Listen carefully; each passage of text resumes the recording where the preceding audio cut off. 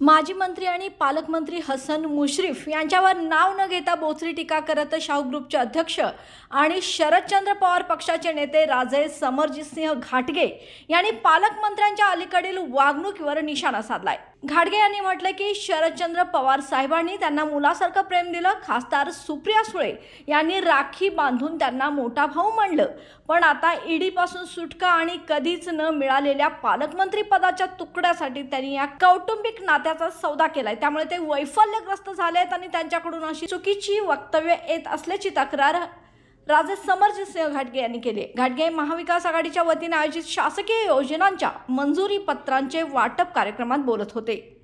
त्यांनी स्पष्ट शब्दात सांगितले की हसन मुश्रीफ यांच्याकडून अलीकडे चुकीची वक्तव्य केली जात आहेत आणि यापुढेही अशी वक्तव्य येण्याची शक्यता आहे। लोकांनी वापरलेल्या शब्दांपेक्षा हे शब्द का वापरले गेले यावर लक्ष देण्याची गरज आहे।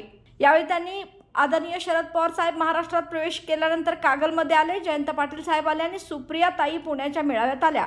मुंबईत आमदार जितेंद्र आव्हाड, सचिन अहिर आणि सुनील शिंदे आले। हे सर्व त्यांना खुपत आहे। आता त्यांना जाणवू लागलं आहे की त्यांनी मोठी चूक केली आहे। त्यामुळे त्यांनी कौटुंबिक संबंधाचा आणि वडीलधारी नेत्यांवरील निष्ठेचा सौदा केल्याचं ही वक्तव्य राजे समरजितसिंह घाटगे यांनी केलं। याशिवाय त्यांनी पालकमंत्री पदासाठी आदरणीय पवार साहेबांचा विश्वास विकला आणि उतरत्या वयात त्यांची साथ सोडली। त्यामुळे आता त्यांना आयुष्यभर झोप लागणार नाही। त्यांची अवस्था बघून मला दया येते, असं वक्तव्यही समरजितसिंह घाटगे यांनी केलंय।